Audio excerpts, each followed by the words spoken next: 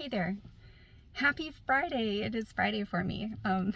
Depending on when you're watching this video, maybe it's Friday for you too. So, what I wanted to talk about in this video, and I'm actually feeling really nervous about it because as I was allowing the download of the concept of what I was going to talk about move through me, it was triggering some past experiences. So this is also an opportunity for me to process some of that and release some of what I have been holding on to as a result of some of my past experiences. So I wanted to talk about choosing love in conflict, in interpersonal conflict. So we always have the option to choose. Whew, boy, it's really moving through me here. My body is like shaking. So I'm just going to take a minute and kind of let it flow. Just let it.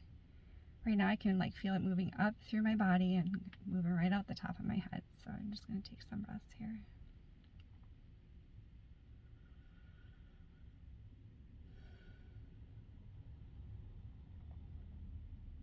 Okay. Alrighty.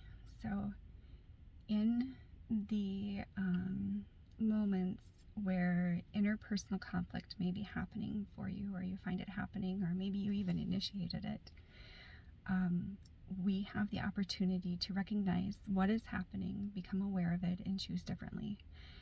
And two forms, and there's a lot of forms, but two forms of interpersonal conflict that are the concept of what I want to talk about are either somebody blowing up at you and coming at you, or somebody shutting down and giving you the silent treatment. Depending on how they manifest, somebody coming at you could actually, and I want to make this very clear because I want people to be aware of potential assault and abuse too.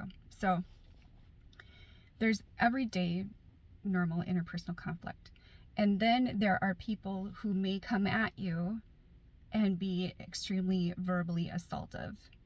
That is beyond the limit of interpersonal conflict. That is being verbally assaultive and verbally abusive. And in a situation like that, it's best to just leave the situation and potentially even report it, depending on the level of the verbal assault. And with the silent treatment, that also can be a form of emotional abuse, depending on how it is manifesting in the situation. And I say it when it's in terms of emotional abuse, it's when it's used regularly as a pattern, and the intention behind it is to be hurtful.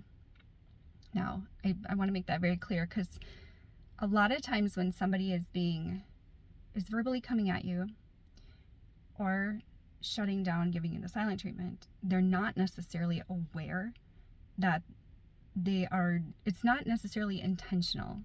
A lot of times it's, or unconscious, I should say. It's not necessarily a conscious thing that they're doing. What they're doing is they are responding to life unfolding in front of them in a way that has possibly been taught to them. They've seen others respond that way. Usually parents or other close family members have responded that way to situations, and they witnessed it, and they witnessed it being effective for that family member in some way, shape, or form. That's how they learned it. Or maybe they didn't see it happening to a family member, but when things were happening to them, that is how they were able to cope with the situation and stay safe. It's a learned coping mechanism. For whatever reason, that's what worked in the past, but it isn't necessarily going to be effective in the current situation or future situations. A lot of times when, well, not a lot of times, I'd say 100% of the time, when somebody is coming at you, they are projecting their energy to push you away, and again, all of this is usually unconscious, right? So when they're projecting that energy at you, they're like, whew, they're like pushing it at you. They're controlling you by forcefully projecting at you and trying to take control that way. When somebody is giving you the silent treatment, they then are like sucking your energy towards them. They're drawing you towards them. They are shutting down, unintentionally or intentionally. It can be intentional. They can intentionally shut down to try and control you that way, because then they're going to suck your energy into them. They're going to get you to try and engage with them more because they are shutting down. They're going to try and trigger you. Again, unconsciously, right? And when somebody's coming at you, that can be very triggering too. It can feel very unsafe. Both events can cause the other person who is not projecting or not shutting down to feel very unstable. It causes them to have stewing thoughts. It can cause them to become angry. It can cause them to question, oh, what did I do wrong? And, you know, all this, it takes their focus from whatever their focus was, and it moves their focus onto the person who is blowing up or shutting down. Okay, so I feel like there was something more there to add to that, but personas. So as we are developing and growing as humans, we have a lot of different facets. There's a lot of different parts of us, right? And there's some parts of us, I'm going to call them personas, and I learned this from Mandy Morris, who is a writer, and she was the creator of my Love and Authenticity Practitioner and Emotion, Mind, and Energy Practitioner courses that I became certified in. So, personas. Every time when somebody is responding in projecting way at you or shutting down way at you, it's a persona that's coming out, and that persona has a need that's not being met, and the way that need has been met in the past, basically, like I was just saying, is by shutting down or projecting out. So when you become really conscious of this, and the other person, if they're willing to like actually reflect on it outside of the situation, after the situation is resolved, they can actually be like, what persona is this? What, you can name your personas. This is my shutting down persona. Why am I shutting down? Where have I seen that in the past? How has it been effective in the past? And is it actually effective right now in this moment? Is it helping to open the line of communication, or is it actually shutting down the line of communication? Is this being helpful in my relationship, or is this hurting my relationship? And the same is true for those who are projecting and blowing up, right? Is this helpful or is this not helpful? Okay, so that persona is trying to get the need met of connection. And in the past, when I have shut down, that has caused the other person to actually try and connect with me more. Oh, okay. So how can I meet the need of connection for that persona without shutting down, and instead being open and communicating with the person that I have this need right now and I feel like it's not being met? What are some things that, so just you knowing now that I have this need that's not being met, that for that person can be helpful to understand how to meet that need. And the person sharing the need also has a responsibility for meeting that need and communicating with the other when they feel it's not being met, and so on. So all that being said, that's in the perfect world, right? But we're humans practicing. We're practicing to get there. We're practicing to get to love. And when you become aware of any of this in a situation, what you can do is immediately disengage from the persona, because a lot of times one persona in the other person will trigger a persona in us. And then it's just our personas like either shutting down together or lashing out at each other together. Oh, and by the way, another thing that happens when people are lashing out or shutting down, and I say people, but I've done it too. I'm human. We're all human. We've all done it. So now we get to be aware of it, and we get to change it going forward, right? We get to improve our lives knowing this information going forward. So another thing that happens when folks are doing that is, if the person shutting down can get you to maybe lash back out at them. Like maybe you're asking, what's wrong? What did I do wrong? And then you get angry with them because they're not responding. Or the person who is lashing out at you, you lash back because you haven't been in this situation with this person before and you feel threatened, especially if somebody is verbally assaulting you. Every human has the right to defend themselves, right, against assault. So if you then lash back or respond back in a way that is mirroring what the other person is projecting onto you, then that person has the opportunity to say, oh, see, you're attacking me. Now I have no accountability for my previous actions because now you're attacking me and now you're mad at me. Oh, so everything's my fault, right? So that's another thing that happens with those interpersonal conflicts is if the other person who is projecting something onto you gets you to respond and mirror back to them what they're projecting, that can give them the opportunity to say, I'm not accountable anymore, because now not only am I not adding value to the situation, but you are not adding value either. So, okay, so we become aware of all that. In the moment that we realize now in the future that it's happening, it's little bunny rabbit, little baby bunny, so cute. It's our opportunity to step back from the situation and realize, okay, this is a persona. There's a need here that's not being met. If I respond from a place of mirroring what they're showing me, if I respond from a place of anything other than love, it's not adding value to the situation. It's not opening communication. It's not being helpful. It's going to push the other person away even more than what they're already pushing me away. And it's time to take a step back. It may even trigger my persona, and two personas arguing are not helpful.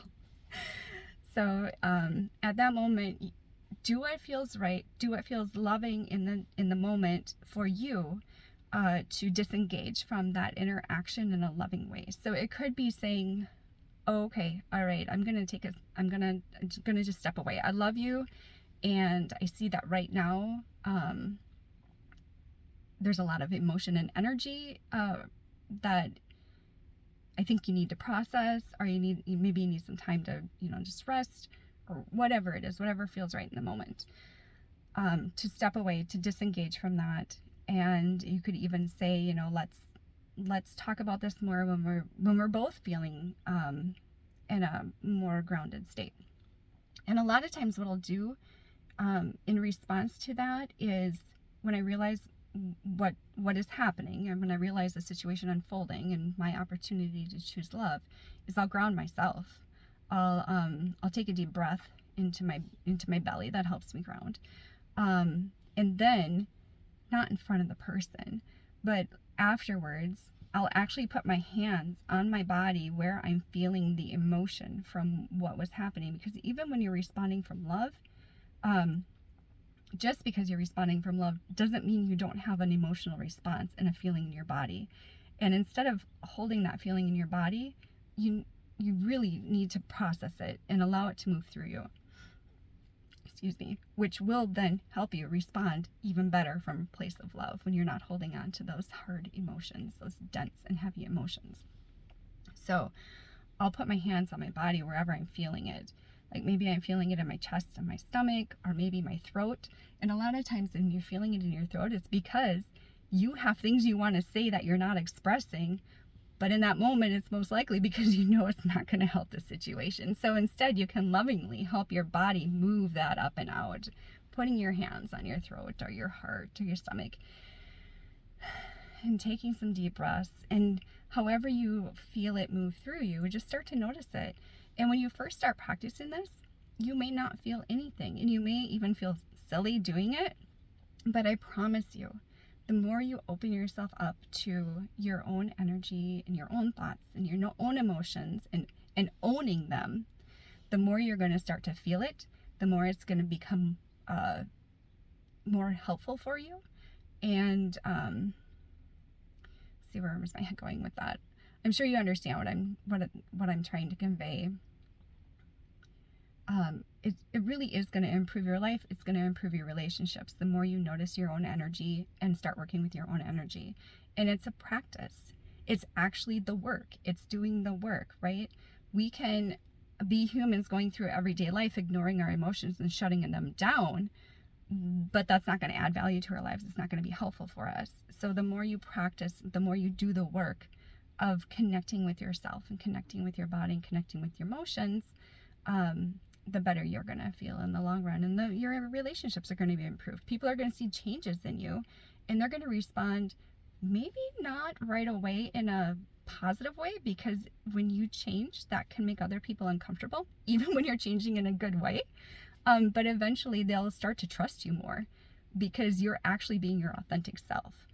And then they may even ask you, hey, what are you doing? I noticed something shifted in you. They might not use the word shift, but they're going to notice something different.